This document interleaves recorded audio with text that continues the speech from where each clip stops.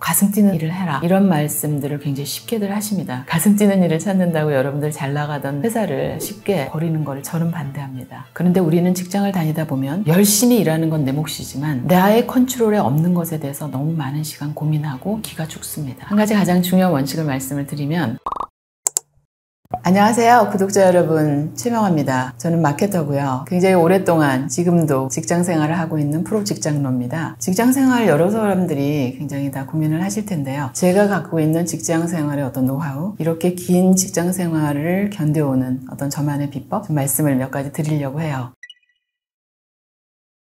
첫 번째는 이 직장생활이라는 것 자체를 남과 나의 게임이라고 보시면 안 됩니다. 이건 나와 나의 게임이에요. 여러분들의 직장생활이 행복한 것, 직장생활이 불행한 것도 결국은 지금 당장은 어떤 사람 때문이라고 생각을 하실지 모르지만 이 게임에서는 결국은 내가 나랑 사이가 좋으면, 그리고 내가 나랑 정말 화해해 있으면, 내가 나를 잘 이해하고 나를 잘 파악하고 있으면은 이 게임에서 반드시 이기시게 됩니다. 마음이 어려울수록, 그리고 직장생활이 힘들수록 외부를 쳐다보지 마시고요. 시선을 내면으로 돌리세요. 내가 공부해야 될 것, 내가 말해야 될 것, 내가 믿어야 될 것, 외부 다른 사람과의 게임이 아니라는 것을 아시는 것, 그걸 첫 번째 가장 중요한 팁으로 전해드리고 싶어요. 그 다음에 두 번째로는 걱정을 하셔야 되는 건, 이것이 내 팀장의 눈에 드는 걸까? 이것이 내 상사의 눈에 드는 걸까? 이전에 이게 내 마음에 드는 걸까? 라는 기준을 먼저 세우시기 바랍니다. 자다가도 팀장은 뭐 그 아이디어 좋다고 그냥 넘어갔지만 내가 생각할 때 이번에 내 분석이 굉장히 부족했어. 자다가도 여러분이 정말 억울해서 이불킥을 하실 수 있어야 된다고 봅니다. 그러니까 이 세상에서 가장 무서운 것이 내 기준이어야 돼요. 팀장의 기준이거나 윗사람 기준이 아니라, 설령 그 사람들이 어떤 아이디어에 대해서는 에이 이거 뭐야 라고 얘기를 하더라도, 아니야, 이것에 대해서는 난 프라이드가 있어, 내가 반드시 다음번에는 잘 커뮤니케이트해서 이거 통과시켜야지, 이런 오기도 있으셔야 됩니다. 그러니까 이 세상에서 결국 가장 중요한 건 나예요. 나라는 기준이 이것이 고집이거나 아니면 나르시즘적인 것이 아니라, 내가 생각했을 때 떳떳하고 이것이 한치의 어떤 부끄러움도 없다라는 부분에서 일단은 클리어 해야 되는 것이 굉장히 좋은 출발점이다라고 생각을 합니다.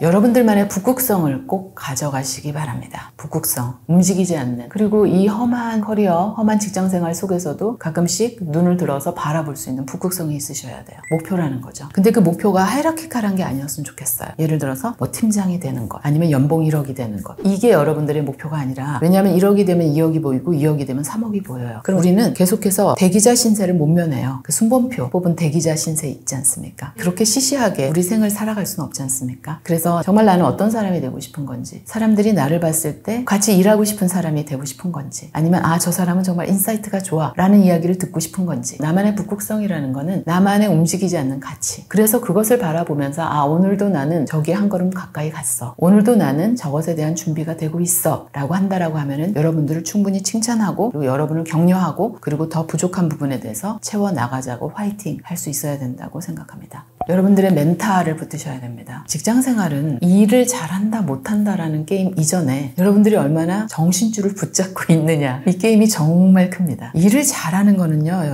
여러분이 어느 회사에 들어갔다라고 쳤을 땐 어느 정도 증명이 된 겁니다. 그 회사에 들어갈 만하니까 들어간 거고, 그래서 거기에서 내 동료가 엑셀을 잘한다, 보고서를 좀 더 잘 쓴다, 윗사람한테 뭐 어떤 부분을 인정받는다, 거기에 대해서 너무 안달하지 마세요. 여러분도 노력하면 그렇게 될 수 있어요. 근데 중요한 거는 그런 거에서 멘탈이 무너져서 직장이 재미없어지거나, 아니면 열심히 들어온 회사가 갑자기 시시해지거나, 괜히 여러분이 스스로 트집을 잡으면서 그 게임에 대해서 손을 확 놓게 되는 거거든요. 그럼 여러분이 지는 겁니다. 이것은 내가 뭘 할 수 있다라는 능력의 게임이 아니라 멘탈의 게임. 깨진 건 보고서지 내가 아니다 라는 걸 정확히 아는 이 뻔뻔함, 이걸 저는 누차 강조드리고 싶습니다. 여러분이 남자친구랑 사귀다가 헤어졌다, 관계가 실패한 거지, 여러분이 실패한 게 아닙니다. 그럼 왜 실패했지? 그 관계를 들여다보시고 그걸 리피트를 안 하시면 되는 거예요. 그런데 여러분이 내가 거절됐다라고 생각하면 다시 도전을 못 하세요. 깨진 건 내가 아니라 보고서라는 걸 정확히 아시는 분은 10번이고 100번이고 도전할 수 있죠. 그리고 우리는 그런 사람들을 딱 봤을 때 뻔뻔하다 이렇게 생각이 들면서도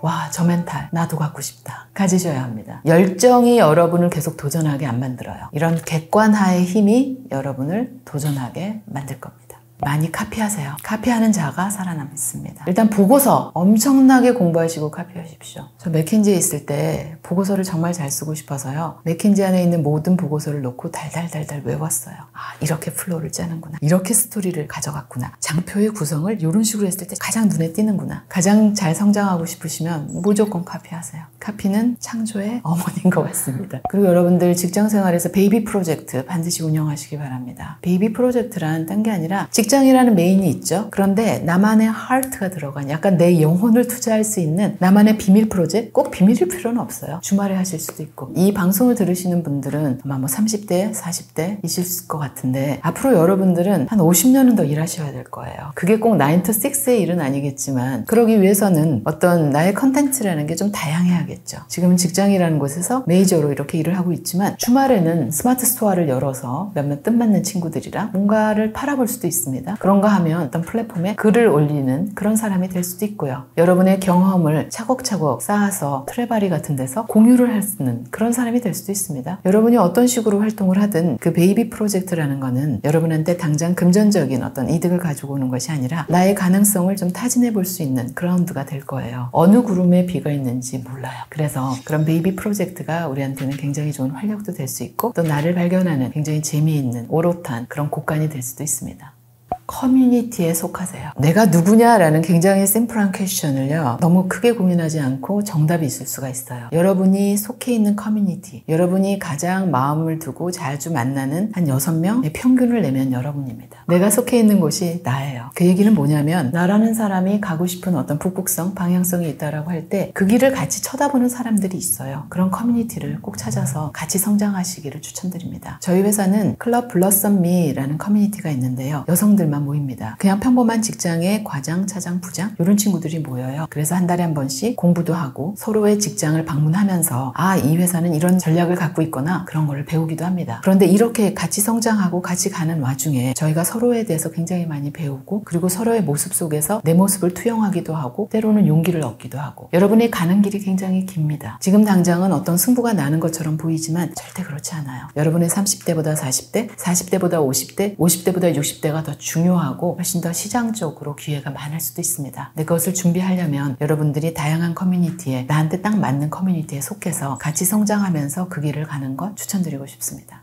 흔히들 당신의 하트가 따라가는 일을 해라, 가슴 뛰는 일을 해라 이런 말씀들을 굉장히 쉽게들 하십니다. 근데 저는 반대입니다. 가슴 뛰는 일을 찾는다고 여러분들 잘 나가던 회사를 금세 쉽게 버리는 거를 저는 반대합니다. 왜냐하면 우리의 소명이라는 거 있지 않습니까? 가슴이 뛴다라는 거는 정말 알기가 힘들어요. 그리고 특히 굉장히 제한적인 경험만을 갖고 있는 분이시라면 그것을 단정하기는 더 어려울 수 있습니다. 또한 우리의 소명이라는 거는 세 개가 맞아야 소명이 됩니다. 하나는 내가 좋아해야 돼요. 하지만 두 번째는 내가 재능이 있어야 돼요. 그리고 세 번째 보다 중요한 건 시장에서 그 기회가 지속적으로 제공이 돼야 됩니다. 난 이거 좋으니까 그냥 그거는 여러분의 부모님이 정말 부자일 경우에는 가능하겠죠. 그게 아니라고 했을 때는 시장에서 기회가 있어야 됩니다. 제 말씀을 드릴게요. 저는 마케터입니다. 마케터로 지금 굉장히 오랫동안 일을 하고 있지 않습니까? 하지만 제가 처음부터 마케터가 될 거야. 난 마케터 아니면 안 돼. 이렇게 생각하지는 않았습니다. 대학원을 갔는데 저는 숫자에 되게 약한 사람입니다. 파이낸스적인 숫자나 이런 부분은 굉장히 골치 아파하고 재미없어 합니다. 제가. 그러다 보니까 그쪽 파이낸스 쪽은 제껴지고요. 무슨 뭐 코딩을 한다라든지 뭐 이런 쪽은 또 제가 또 관심이 없고 잘 못합니다. 뭐 인사관리나 뭐 HR 이런 쪽도 너무 이게 소프트한 것 같아서 저랑 안 맞는 것 같고 이렇게 제껴지다 보니까 남는 게 마케팅이었어요. 그래서 마케팅이라는 걸 전공을 한 거고 또 이렇게 하다 보니까 제 재능이 거기에 있다라는 것도 알게 됐고 시간이 좀 걸렸다라는 거죠. 그리고 가장 중요한 건 마케팅이라는 기능이 우리 회사에서 점점 줄어드는 기능이었으면 제가 마케터로 계속 성장하지 못했을 거예요. 그런데 옛날보다 점점 마케팅이 중요해졌습니다. 그러니까 과거에는 마케팅이라는 것이 그냥 기업 광고 만드는 정도의 기능이었다면 지금은 마케팅이라는 것이 기업의 모든 것을 다 결정하는 기능으로 성장을 했어요.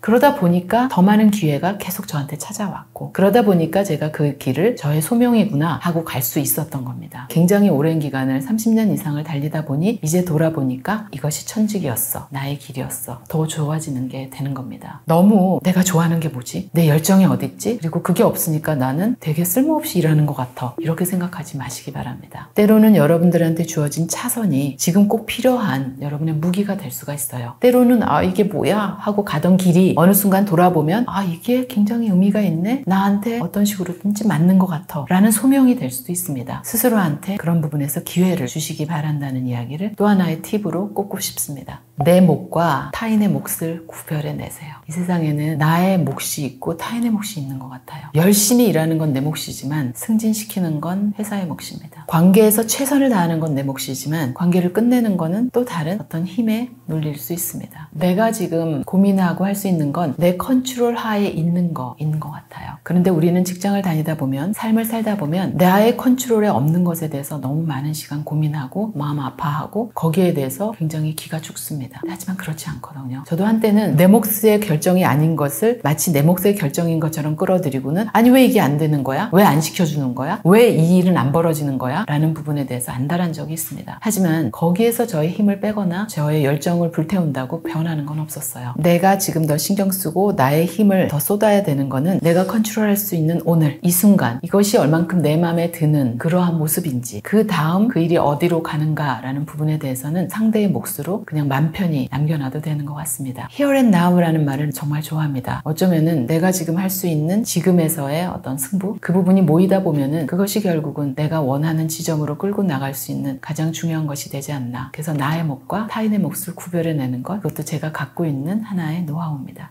몇 가지 중요한 습관이 있는 것 같습니다. 저도. 근데 그 중에서 가장 눈에 띄는 건 그 다음날 입을 옷은 그 전날에 반드시 코디를 해놓습니다. 그럼 엄청난 차이가 있거든요. 일단 그 코디를 하면서 준비를 하게 됩니다. 아, 내일은 이러이러한 스케줄이 있구나. 내일은 어떤 뭐 촬영이 한 건 있고 어디에 어떤 미팅이 있고 거기에 대해서 마음의 준비도 하고 TPO에 맞는 옷을 고르면서 결전을 준비하게 되는 거죠. 허둥대는 것은 이미 시작에서 좀 밀리죠. 그러니까 여러분들 반드시 그 전날 10분의 시간을 할애해서 옷은, 그리고 옷뿐만 아니라 액세서리, 여성분들은 반드시 완비를 해놓으시기 추천드립니다. 그리고 여러분들 회사 안에서 존재감, 자신의 한 일을 어떻게 좀 잘 보여줄까 이런 고민 많이 하시지 않습니까? 한 가지 가장 중요한 원칙을 말씀을 드리면 기록을 하세요. 여러분이 평소에 굉장히 많은 선행을 해요. 근데 기록을 안 하셔서 나중에 팀장하고 면담할 때 할 말이 없어요. 그냥 맨날 뻔하게 뭐 우리 팀의 팀원들은 뭐 어떻게 했니 말았니 이런 얘기밖에 할 게 없는데, 그게 아니라 예를 들어 드리면 이런 거죠. 여러분들이 노력을 했는데 영업이었는데 이번에 KPI 달성은 안 됐어요. 비록 내가 KPI 달성은 안 됐지만 내가 그 과정에서 어떤 노력을 했는지를 평소에 잘 기록을 해두면 할 얘기가 되게 많아요. 저는 이거를 언제 배웠냐면은 제가 맥킨지 있을 때 특히 미국 친구들이 너무 잘하는 거예요. 예를 들면 저도 열심히 프로젝트를 하지 않았습니까? 근데 나중에 프로젝트 끝나고 나서 얘기를 윗사람이랑 캐주얼하게 하다 보면은 내 옆에 있는 미국 친구가 자기가 이 프로젝트 다 한 것처럼 얘기를 해요. 근데 듣다 보면 이게 꼭 틀린 얘기도 아니에요. 그러니까 그게 어떤 차이냐면 저는 뭐 열심히 일을 했고 뭐 야근도 많았죠. 근데 뭐 저는 별 불만 없이 프로젝트가 재밌어서 했습니다. 이게 기껏해야 제 스토리 라인인데 옆에 있는 친구는 제가 따져보니까 주간 한 72시간에서 78시간을 일했더라고요. 그리고 나왔던 그 결과가 상무님이 회의하실 때 제 자료를 7번을 언급을 하셨습니다. 이런 식으로 막 숫자가 딱 백업이 되는 이런 팩트를 딱 얘기를 하니까 다른 거예요, 경중이. 그래서 이 친구가 훨씬 일 잘한 것처럼 보여요. 그래서 그때 제가 깨달았죠.